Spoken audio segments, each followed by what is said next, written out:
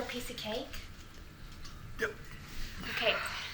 All right, so we want to talk for just a few minutes about, why we felt the need to simplify. What that means to us. Yeah, just trying to, maybe elaborate? Yeah, that's a good elaborate word. On kind of where from my side, what I'm kind of going through in this experience in you, and kind of maybe a little bit of what we hope to maybe not achieve, but like get from what we're going to be hopefully experiencing. Yeah. So for me, it really starts with the book. Yeah. So Ruthless Elimination of Hurry, John Mark Comer, audiobook. I didn't read it. I listened to it. We should buy it. I should read it. But it was incredibly impactful. I listened to it after you did. Yeah. But, kind of what I took from it, there's so much different, but overall is that we as Americans, especially Americans, we are not created to live forever. And the speed at which we're living and the amount that we are consuming is not producing the right things in our lives or in society. It's just not. Why are you looking at me that way? No. Kind of preaching. Will you talk? I'm preachy sometimes. Yeah, you are. Okay, we'll talk. Yeah, so Ruthless Elimination of Hurry, audiobook. I think the big takeaway for just, for me and for, speaking about kind of my take on it was, as a person who is ambitious, as a person who, It's like a hailstorm it's like a hurricane outside. As a person who really grew up in a awesome, loving family, but we were on the modest side of life. We were, we always had food to eat and got to take awesome vacations, and but just I think the idea is, and as I got older, it was like I need to earn to like validate myself. It really became like my purpose in what I guess who I am. What do you do? Well, this is what I do. And so always like going after more and wanting more, and that unsatisfied ability to have a phenomenal day, week, quarter, or year, and then reset the next moment and say, okay, well now I have to do it again, and I have to do it bigger and better. And it was just I used to call it like I'm on the race to infinity, because I can't ever get what I want, but I have to keep trying. And then I read this book, and I'm like, it's saying all the things that I'm like, I gotta get off of this cycle of chasing something that will never be satisfied. Right. Even though in our life, it's like the American dream of like coming from, very modest beginnings, having, very little to our name, and getting to a place to where, we could own a second home, like a vacation home. The idea that we could own a home where 5 people could like live very comfortably. Like these are not things that were part of the plan. I mean, it far exceeded whatever I imagined we could do. And yet here I am thinking, well, we're not there. Right. And so this book just stops you in your tracks and says, okay, I've got to reevaluate what it means to have purpose, to be satisfied, to live a life that I want to live. Because after reading that book, it was like I'm not even close. I'm not even on the right track. Yeah. Of where I think I should be. Yeah, and honestly, this was a jarring time of conversations for us, because I've never heard this kind of talk coming out of you, ever. Right. Like, it was always a growth mindset of what's next, what's possible, and that caused me to reflect. Yep. As well, and we're looking at our children because we're stuck at home with them all the time, like everybody. Yep. During COVID, and like, oh boy, is this what we've created? And we love them and they're great and all those things, but we were just, because we were focusing on this part of our life, on the more was starting to like glow, not positively. Yeah. It was just in our faces that we wanted less of most things. We felt like that would be better for all of us. Yeah. I mean, I think it was impossible for me to be both satisfied in present mode because I was too busy looking wherever else we were going. And that became the mindset of me or myself.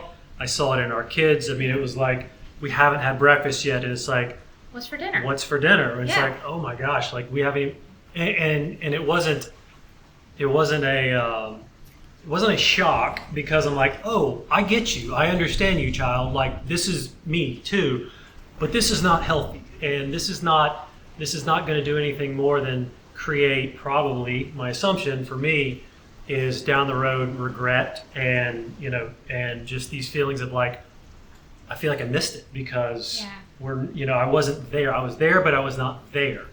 And it really was just a fantastic way to look at, a deep dive on like myself, because it's such how I value myself is based on what I do and what I perform and how I can provide and all those good things. And if I don't have that, then where are we at? And so, we started talking back 2020 and started having these conversations that were not easy for me because I don't like talking. Yeah. Well, you also don't sit around thinking a lot. I never think. Yeah. I am always thinking, like, all day and all night. So, it's not necessarily uncomfortable for me, but it became uncomfortable because of the changes that were going to come about. We started like, okay, well, we're not going to buy as much. Yeah, so we started with like, let's simplify in the our toy aisle. Let's simplify in the Amazon buy. So we really took it really very slowly and just tried to kind of absorb some of the book and like what we could, make corrections at that point. And it started with just trying to be a little bit less... more mindful. Less frugal with like, well, we can buy it, so why not? Right.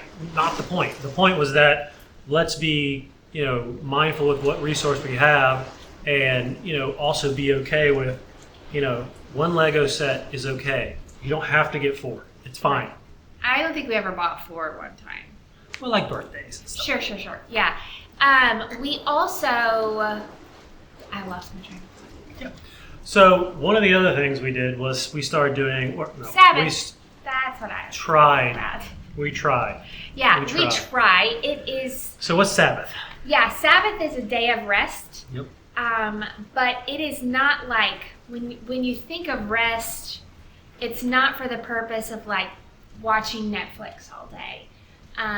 Though I do find that very restful. I really love to watch TV. But it is like a day of soul care, really. Like, what are the things that really energize and replenish you? So, like, things like going on walks or reading books or cooking for some people. And honestly, as the mom, this is incredibly hard. Yep. It takes a lot of preparation for Sabbath because you want to, like, if you're going to make a dinner, you want to prepare it so that you're not in the kitchen all day during Sabbath or it's not very restful if the house is a disaster, right? So trying to prepare, but it is still a lot of work and it's hard to go out of this like mom mode on Sabbath of just moving constantly. So we started to do that and realized, this is going to be hard. Like, this does not come natural for either one of us or for our kids. I mean, you're really good at taking naps. But I don't know about like resting it like awake. Yeah. You know? No, I am eyes open, check phone, email. Yeah. What do I got today? What do I got tomorrow? Like where it is. Yeah, my mode is typically get up and move into work mode. Yeah. Project mode. Like project whatever. mode. Yeah, we got to go by Lowe's again and get whatever again. And so the Sabbath for me was, the idea was like, it's great. Yeah. It's great, but the practical layout of it was like, because if you think about it, Sabbath on a Saturday, which is what we tried, it's like all of a sudden you've got events and you got birthday parties and you got kids doing the thing. Kids want to play. They're ringing the doorbell. Yeah. And we got the pool and we got the thing. And so, it's the idea was incredibly helpful. The actual practicality of us implementing it was incredibly difficult and is difficult, yet, I still think it's important. It's important. We kind of honestly got out of it because just with I don't know whether it was like a vacation or we needed to go somewhere, and then you get out of the habit.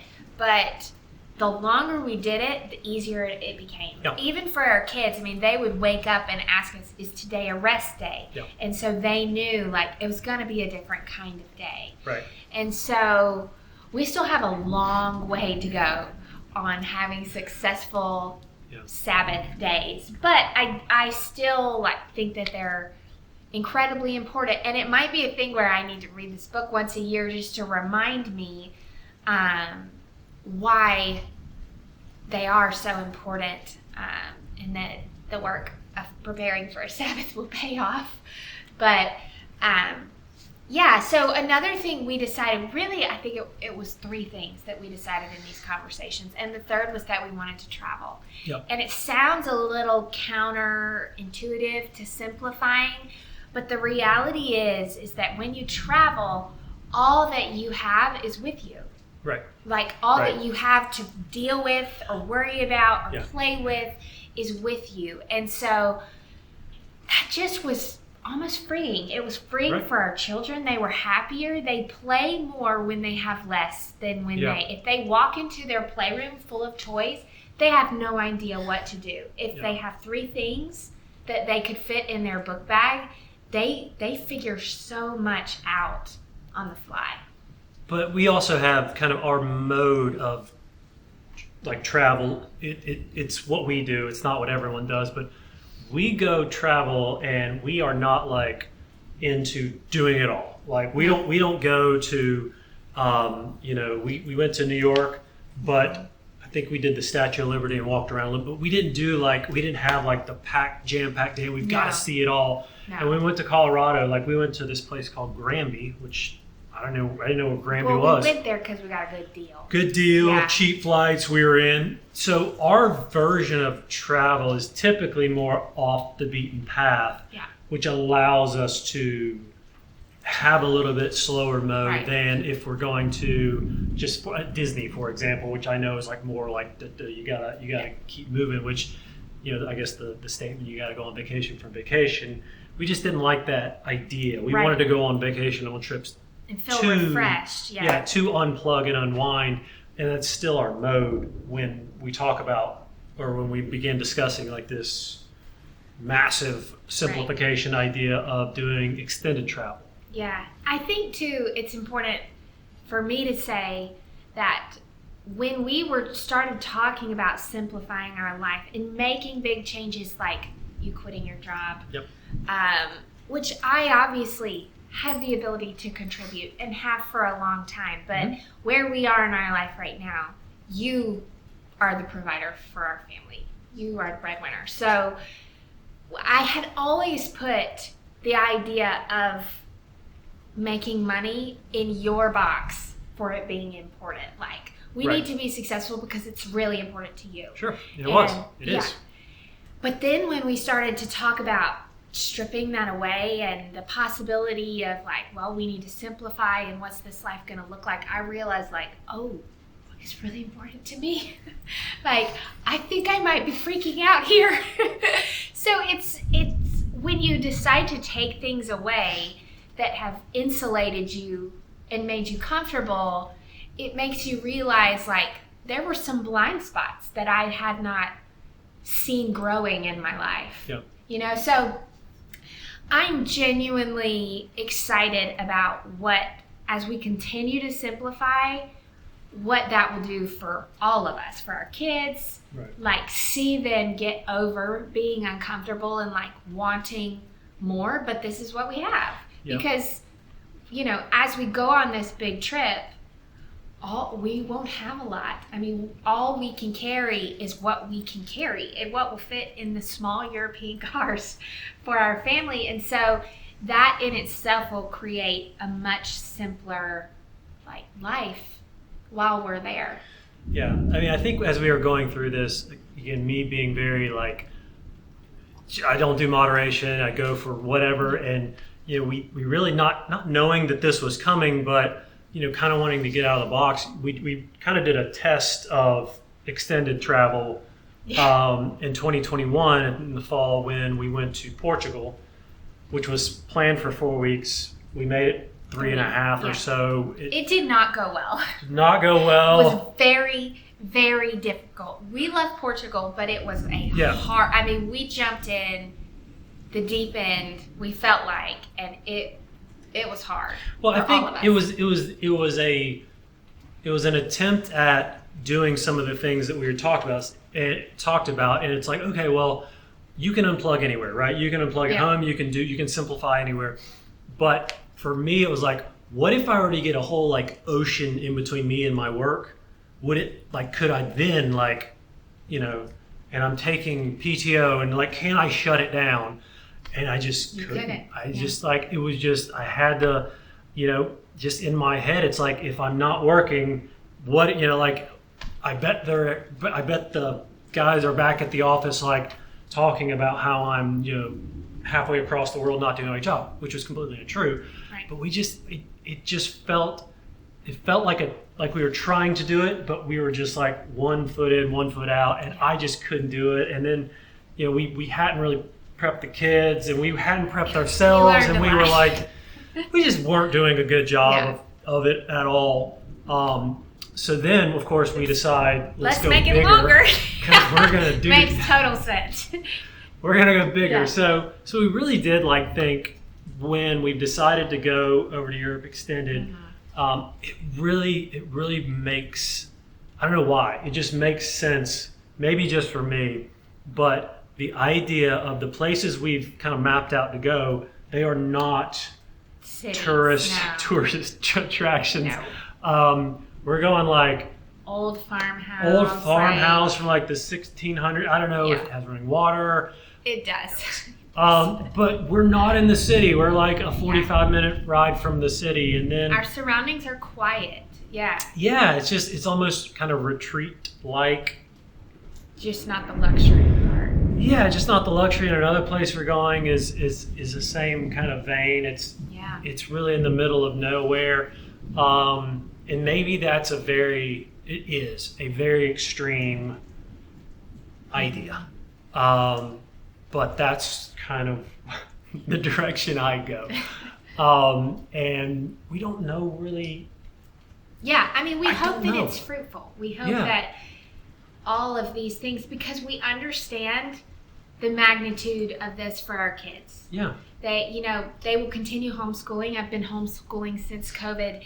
And this affects them greatly. We are not blind to that, but we really, really, really believe in what we're doing and more importantly, why we're doing it. Yeah. We really believe that this is what is best for them and best for us. Yeah, I mean, I think I asked you at one point, I said, am I just being selfish in wanting to like quit my job and travel to Europe?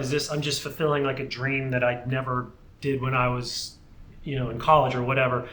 And I wanted to make sure like that it wasn't just a selfish venture. And that's where we've just really thought like, okay, we do believe that the goal we have for this is going to produce something good.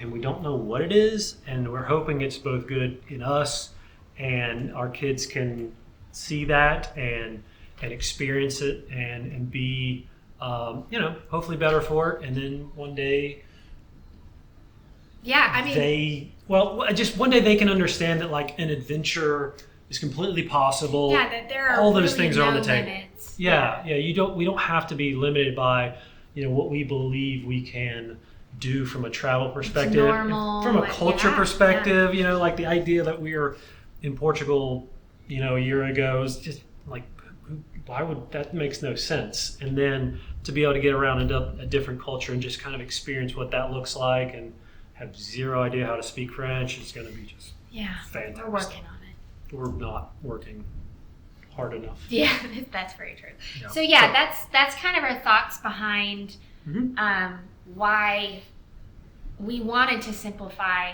and I'm sure that this will change over time. I don't know. Maybe we'll like live in a tree house. I'm not sure, but I'm excited.